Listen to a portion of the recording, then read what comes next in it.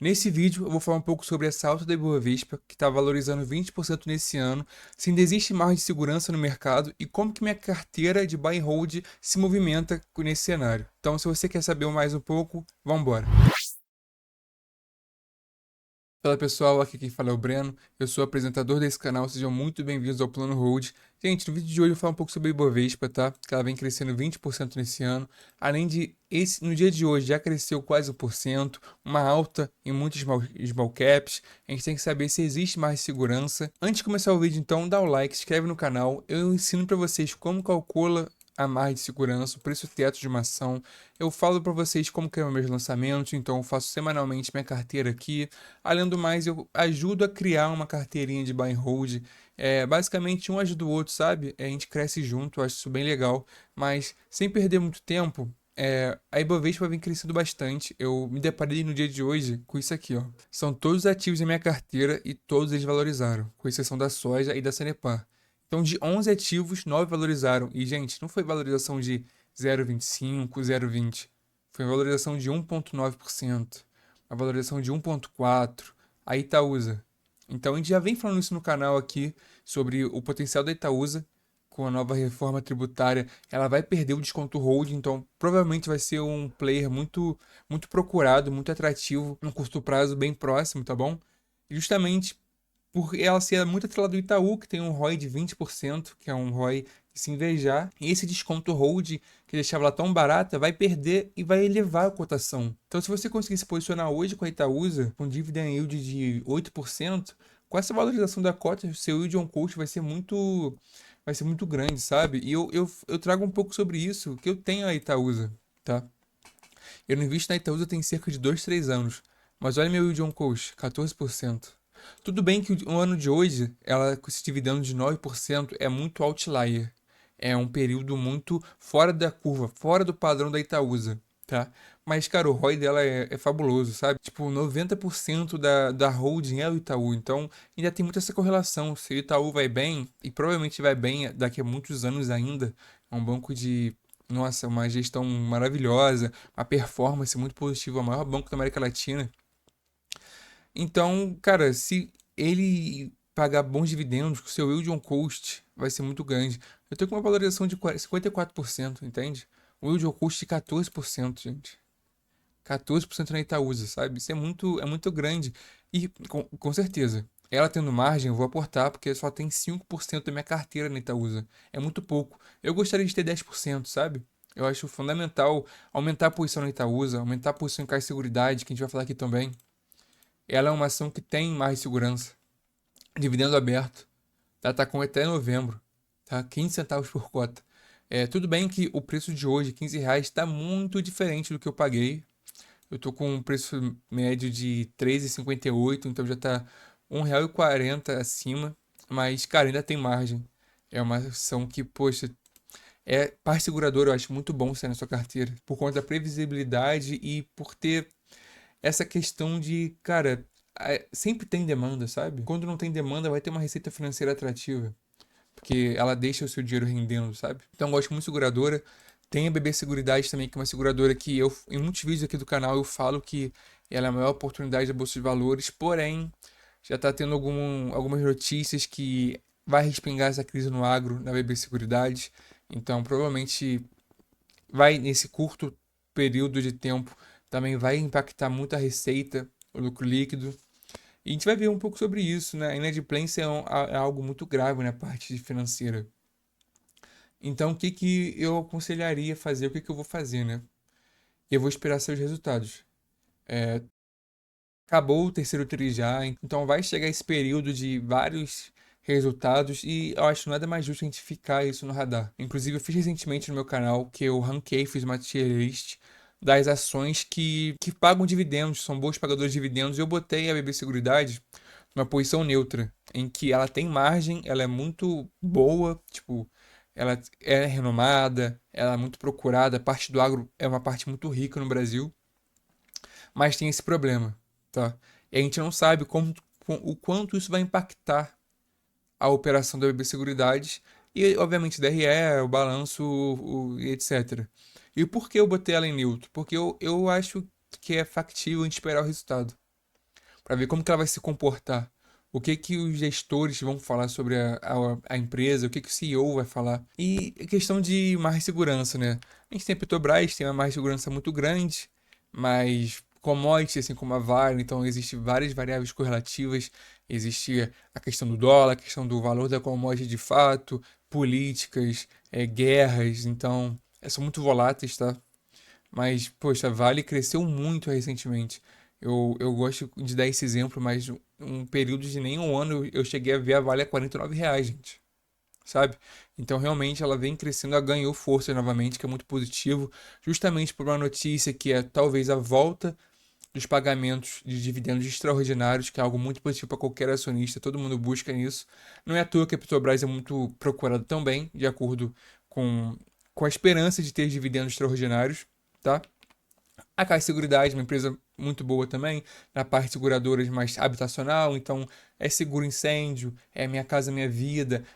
Então perceba, o quanto é fundamental ter essas duas empresas aqui na carteira, BB Seguridade e Caixa. São duas empresas do mesmo segmento, que é a parte de seguradoras, só que elas trabalham em setores diferentes. Um pega o agronegócio e o outro pega mais as pessoas físicas, digamos assim, sabe? São as pessoas que querem financiar uma casa, são as pessoas que querem ter um seguro de incêndio, por exemplo. Então são jogos diferentes, entende?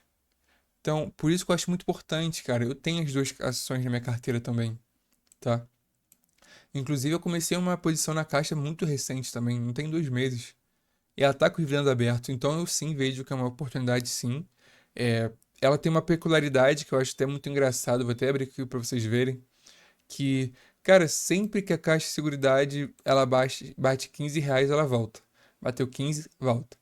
Ela bate 15, volta. Bate 15, volta. 15, volta. Então fica nessa escadinha. E ela tá nesses R$ 15 agora, né? Então a gente vai ver como que ela vai se comportar, se ela vai recuar um pouquinho pra gente aumentar a posição. Eu acho que 13,58 não vai ser, de fato, algo que possa acontecer, tá? Eu acho que se cair, vai cair para uns 14,20, 14,30. Não vejo mais caindo nesse nível, tá bom? Voltando à parte de margem, já falei sobre Itaúsa. Cara, a CEMIG, não vejo muita oportunidade na CEMIG, quase não tem margem, convenhamos. É, eu não vejo muito fôlego em pagar dividendos agora. O Banco ABC caiu bastante também, recente. Tá com uma tendência de volta a ter margem, mas, de novo, eu não me sinto muito satisfeito a aportar em empresas que têm margem de 6%, 7%. No caso da Itaúsa, até vai, porque o potencial dela é maior, né? O potencial dela não é de R$ 12 a cota, seria de 15. Se ela chegar a um potencial de R$ 15 a cota, já tem uma margem de segurança de 33%. Então agora eu vou falar um pouco como que está reagindo minha carteira. A gente pode ver que está com uma valorização de 7%, quase 8%, com uma rentabilidade de 75%. Gente, isso é muito, tá? Eu invisto na bolsa desde 2020, então eu obviamente peguei muitas barganhas, tá? Eu costumo dizer que eu sou a prova viva que o buy and hold existe. Inclusive, meu preço médio na Petrobras até o começo do ano é de R$ 13. Você já imaginou? R$ 13? Eu tinha um yield on cost de 45%, gente. Sabe? 45% ao ano de Petrobras, só de dividendos. Então, de fato, buy and hold existe. Mesma coisa da Itaúsa que eu falei para vocês. Olha a valorização. Sanepar, olha a valorização. Entende? Então, você de fato acumular cotas e carregar para longo prazo existe. Você falaria hoje que a Sanepar é uma boa pagadora de dividendos? Que, por exemplo, ela paga 6%. 6% é o mínimo que as pessoas pedem, mas eu acho pouco, sabe? Se você pegar uma inflação de 4%, cara, se você fizer uma razão em juros compostos, cara, vai ser uma rentabilidade de IPCA mais 3,40, 3,50, sabe? Então eu de fato acho pouco. Mas como eu carreguei a longo prazo, olha meu John Coast. Esses 6% não importam para mim, entende? E eu tô com um preço tão abaixo do que está sendo negociado hoje que ela me paga um dividendo de quase 10%. A Sanepar, gente. Sabe? Uma valorização de 53%. Se ela tem uma valorização de 50%, ela paga pelo menos 50% a mais de dividendos. Entende? O quanto isso é factível você, de fato, acumular cotas e carregar a longo prazo? Mesma coisa, cara. Eu tô começando a fazer minha posição no exterior. Então vocês vão ver muito ETFs aqui. O Stock Picks e REITs não vai ter muito na minha carteira, vai ficar bem esquecida, tá?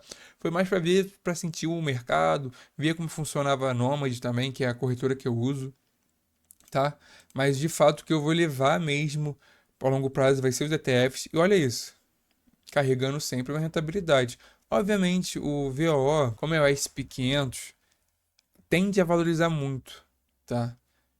De fato, tem o spread que você paga, tem o IOF, para você ressacar vai ter o spread também. O dividendos que paga, por mais que seja pouco, mas paga, vai ter o 30% descontado. Mas, cara, é carregar. É a valorização que importa aqui. O IBIT é um ETF de bitcoins. Então, você está vendo como a carteira tá bem estruturada, tá bem diversificada. Obviamente, a parte de ETF vai ser uma parte muito pequena da minha carteira, até porque eu estabeleci 15% só no exterior, tá? E esses 15% estão sendo construídos, cara, degrau por degrau. Eu comecei a investir no exterior no começo desse ano, sabe? Então vocês não vão ver 10 mil assim investidos direto. Eu não tenho esse capital para aportar de uma vez só. E mesmo se eu tivesse, eu gosto de fazer os aportes em escadinhas. Que é você pegar basicamente dollar cost average, que é você pegar a média. Eu vou dar um exemplo para vocês. Aqui são os lançamentos que eu fiz. Repara que eu comprei bastante BB Seguridade e Petrobras nos últimos meses. Então a gente vê aqui. Cara, eu comprei 30 cotas de BB Seguridade a 31,86. Depois eu comprei mais 20 a 31,89. Petrobras, comprei 40 a 29,99. Comprei 10 a 31,09. Depois comprei a 30,97. Com a Seguridade, a mesma coisa. Escadinha. Não ter pressa, sabe? Fazer os aportes devagarzinho, gente. Vamos pegar a média. Não tenta buscar um fundo. Não tenta buscar um topo, sabe? Eu acho crucial você fazer essa diversificação, que, cara, você não fica muito preocupado com a cota. Nossa, hoje caiu 10%, tem que aportar. Cara, se você quer aportar, aporta 50% que você aportaria no mês. Depois aporta mais 20, depois aporta mais os outros 10, depois aporta mais 20, sabe? Faz um passo a passo. Vamos fazer de fato a média. Eu acho que é fundamental isso, porque a gente não vive do mercado, sabe? Na minha visão, eu preciso falar com as pessoas com PFs normais, sabe? Não tô falando com nenhum especialista de mercado. Não tô falando com ninguém que vai ficar 24 horas no mercado e, cara, que se caiu 2 pontos percentuais já vai à porta, sabe? É a pessoa que pega o celular de vez em quando, vê que caiu, compra. Aí, poxa, vê que caiu mais um pouco, compra mais um pouco. Então, o meu público é esse, sabe? Por isso que eu tento trazer para vocês e o meu jeito de investir também é uma forma muito pragmática, sabe? O Bruno Rossolini tem até uma frase que eu me identifico muito, que é o básico que dá certo, gente. Então, de fato, não tem muito o que inventar. Às vezes, investir é chato, sabe? Olha isso. As últimas 3 compras minhas foi em Petrobras. Depois aqui eu comprei BB Seguridade, que a Seguridade não tem essa que fazer muitas movimentações na carteira, tá? De novo, e agora a gente está num período que não tem margem de segurança. Aí você pode até falar, poxa, Breno, você tem mais segurança em BB Seguridade, por que você não aporta mais um pouco? Cara, o BB Seguridade é parte de 11% da minha carteira, sabe? Eu não quero ter uma exposição muito grande. O que eu tenho aqui em Banco do Brasil e Bradesco, eu não quero ter nos outros ativos. Eu acho até demais, tá? Para ser bem sincero, até um pouco contraditório que eu vou falar aqui, mas talvez o ideal aqui seria desfazer um pouco minha posição em Bradesco, visto que ela está com uma valorização de 20% e ela é 15% da minha carteira, sabe? O Banco do Brasil não, porque ela tá no negativo, sabe? Isso até é uma red flag, porque quando ela estiver no positivo e tem uma valorização, você concorda que essa porcentagem da carteira aumenta, né? Então, por exemplo, provavelmente eu vou manter essas 2 posições na minha carteira, tá? Mas eu vou ficar anos sem aportar nelas, porque elas já estão uma grande parte da minha carteira. Vai ser a mesma coisa que a Sanepar. Cara, a Sanepar já foi a maior posição da minha carteira. A Itaúsa já foi uma das maiores posições da minha carteira também, sabe?